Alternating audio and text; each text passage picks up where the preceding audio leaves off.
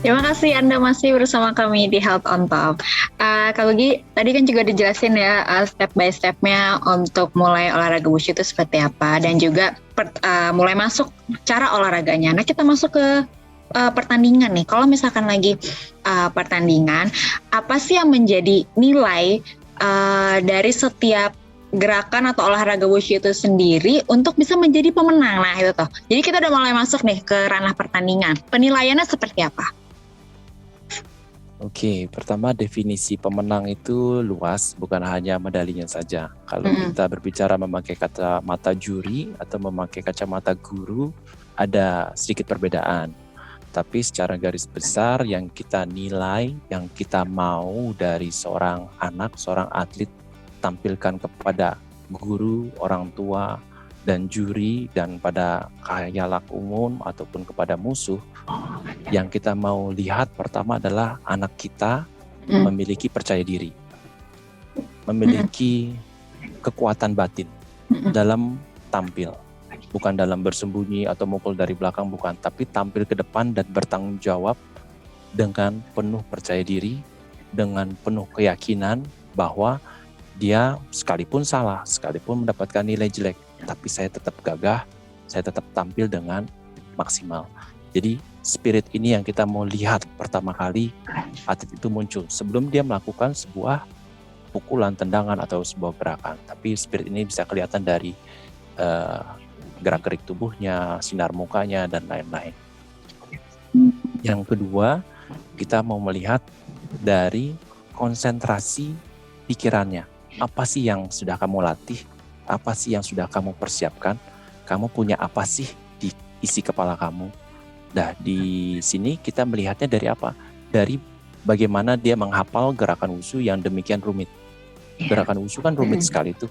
Nah, kalau kamu hafal, kamu dengan percaya diri mainkan, tanpa lupa dari awal sampai akhir, dengan penuh semangat, tanpa kehilangan konsentrasi, lupa, atau terganggu dengan hiruk-pikuk penonton, atau rasa tegang dari dalam diri, kamu mampu menguasai diri kamu, itu sudah menunjukkan sebuah nilai kedua, yaitu konsentrasi dalam menguasai ujung kepala sampai ujung jari, sampai ujung kaki.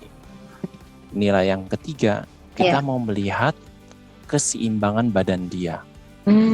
Jadi ibarat kalau kita naik motor, naik sepeda, berlari, sedang menyelamatkan diri dari kejaran musuh, keseimbangan tubuh kita ini harus tahu. Pertama, kita harus penuh semangat dan percaya diri berlari, tahu larinya kemana. Ketiga, jangan sampai keseleo, jangan sampai masuk selokan, jangan sampai jatuh. Nah, keseimbangan ini dilihatnya dari mana di olahraga wushu? Dari postur kuda-kudanya dia. Karena itu di gerakan wushu selalu ada kuda-kuda. Kuda-kuda ini penting, sebutnya kuda-kuda.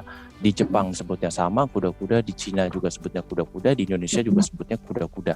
Karena gurunya waktu dulu sudah sepakat sama-sama disebutnya kuda-kuda. Ada ceritanya lagi nanti. Nah, kuda-kuda ini harus kokoh, harus seimbang, bentuknya harus tepat secara arsitektur tulang kita yang benar. Jadi nggak boleh bentuknya meletot atau bentuknya salah. Tapi bentuk-bentuk ini dilatih seperti bentuk kaku karena merupakan metode latihan agar tidak cedera, agar ligamen otot tulangnya kita di lutut, di pergelangan kaki ini jadi bagus. Ibarat mobil tuh ya rodanya harus tepat. Lalu yang keempat, kelima, keenam, ketujuh, delapan, sembilan, 10 banyak lagi ya nilai-nilai. Mungkin kalau kepanjangannya kalau ceritain 3 hal tadinya. Oke, yang pertama itu adalah keberanian dan tanggung jawab dia untuk maju dulu nih untuk mulai pertandingan. Terus yang kedua, hafal nggak nih gerakan dari awal sampai akhir. Dan yang ketiga adalah keseimbangan. Itu ya nilai-nilai penting di antara sekian banyaknya nilai dalam pertandingan wushu itu sendiri. Nah, untuk sebagai seorang coach, ada nggak sih mungkin perbedaan untuk melatih para muridnya untuk dilatih nih, ini yang hobi doang wushu atau ini yang akan dilatih untuk jadi atlet, itu kakak gimana nih melatihnya atau ngebaginya gitu? Karena belum tentu ya orang semuanya bisa di-push untuk jadi atlet atau mungkin sebaliknya. Gimana Kak Gi? Oke, baik. Pertama kita harus buka dulu pikiran kita, definisi atlet itu sebenarnya sangat luas. bukan tentang siapa yang cari medali, siapa yang udah jadi atlet pakai jaket tulisan Indonesia atau tulisan Iya. bukan. Padahal seorang kakek-kakek pun yang dia udah usia 60-an, dia lari kebun raya, dia naik sepeda, itu juga sebutnya atlet. Jadi definisi atlet harus kita perluas dulu. Nah, latihan wushu itu kalau dia berlatih wushu, berlatih olahraga, sudah pasti dia seorang atlet. Kalau definisi atlet bagi saya adalah seseorang yang mau meningkatkan jiwa raganya dia. Mau meningkat lebih baik dibandingkan yang lalu, atau setidaknya mau memelihara kondisi fisik jiwa raga dia tidak turun. Berarti dia sudah seorang atlet bagi saya. Jadi kalau kita melatih seseorang yang sudah sampai ke tahap dia nggak mau lebih buruk, dia mau meningkat, ini sudah seorang atlet. Hanya tinggal intensitas latihannya tentunya ada perbedaan. Yang membela negara, yang membela kota, membela provinsi, sama yang hanya membela dirinya sendiri untuk lebih maju sedikit-sedikit. Nah, intensitasnya ini tidak jadi masalah dalam kita lakukan program atau berikan program. Yang program seminggu sekali ya seminggu sekali, yang mampu seminggu 2 kali, seminggu 2 kali, yang mampu tiap hari ya tiap hari. Nah, berdasarkan dari kapasitas masing-masing kan berbeda-beda, dengan kesibukannya dia, dengan kesibukan A sampai Z, dengan keterbatasan jarak rumah dan lain-lain.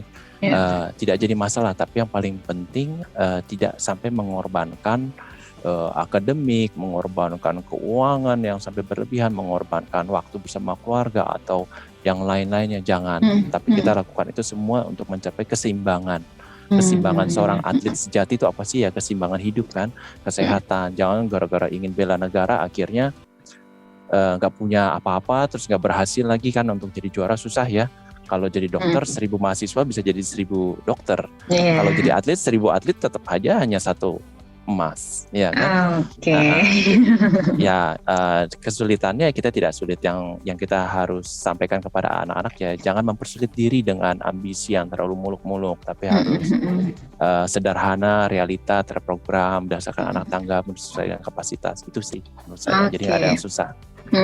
Baik, kalau misalkan tadi sesuai dengan definisinya Kak Gogi, kalau misalnya atlet itu adalah seorang yang mulai meningkatkan stage-nya kali ya, dari untuk lebih baik lah gitu. Nah, kalau misalnya kita bicara, kalau misalnya pertanyaannya adalah udah berapa banyak murid Kak Gogi yang sudah menang deh gitu, mencapai medali gitu, kira-kira apakah sudah mulai banyak nih gitu, atau masih dalam proses pembelajaran, seperti apa Kak Gogi?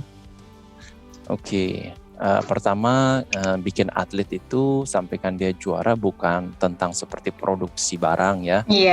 Pabrik itu ya bisa cetak industrinya, bukan ya. Karena dia manusia, dia memiliki jiwa raga, memiliki masa depan.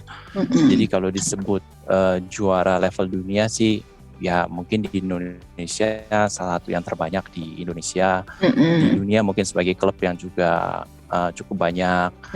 Untuk level nasional juga mungkin di Indonesia sebagai klub yang juga cukup banyak ya. Tapi tetap di sini saya kasih tahu bahwa saya tidak mengejar jumlah kuantitas itu, tapi yang saya kejar adalah manfaat mereka sebagai seniman dari hidupnya sendiri ya. Namanya seniman kan nggak bisa kayak pabrik ya. Jadi saya hanya mencoba menginspirasi supaya orang-orang lain dari klub lain, dari daerah lain, ataupun mungkin dari negara lain untuk terinspirasi. Kita masuk ke zaman istilahnya new age, jaga kesehatan, kita berseni, karena kalau kamu punya uang kan pasti kamu akhirnya pakainya untuk beli barang seni kan. Iya, istilahnya dikerjain sama seniman kan. Ayo beli mobil ini, ayo beli jam tangan ini, ayo beli tas ini. Iya, sama dengan memakai untuk belanja lah ya, kebutuhan, untuk kesenangan sendiri. Betul. Sementara kalau olahraga kan seni terhadap diri kita sendiri ya, dimana diri kita ini paling mahal. Kita nggak mungkin ditukar sama tas, nggak mungkin ditukar sama mobil, tapi badan kita lakukan seni ya ke arah sana sih. Oke, nah untuk di Harmoni Wushu Indonesia, apa kurikulum yang mungkin dijalankan untuk pelatihan wushu? Kurikulum yang dijalankan. Oke, jadi selama ini sih kurikulumnya lebih untuk pendidikan edukasi olahraga.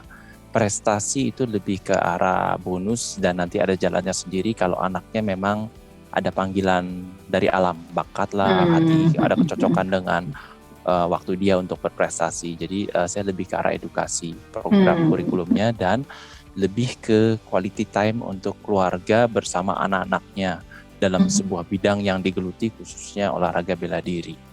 Oke, berarti memang kalau misalnya kita bisa simpulkan bahwa olahraga wushu ini bukan hanya gerak ya, tapi memang benar-benar bisa dalam hati. Pokoknya, ayo, kamu tuh bisa, kamu tuh bukan orang yang lemah gitu. Jadi kalau bisa untuk dapat medali, untuk bisa jago aja tuh sebuah bonus seperti itu ya Kak Gogi ya.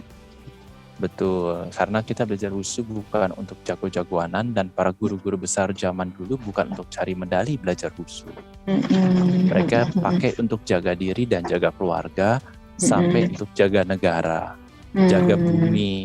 Kan kita jadi lebih waras lah ya, mungkin memiliki pistol, memiliki pisau, golok, kita jadi lebih mengerti ya karena kita menguasai tangan kanan, kekuatan dan tangan kiri kebijaksanaan ya, jadi mestinya kita lebih bisa. Oke, selanjutnya aku akan ajak Kak Gogi untuk bermain mitos atau fakta. Jadi kita break lagi dulu ya Kak. Dan Smart Viewers jangan kemana-mana, tetaplah bersama kami di Health on Talk.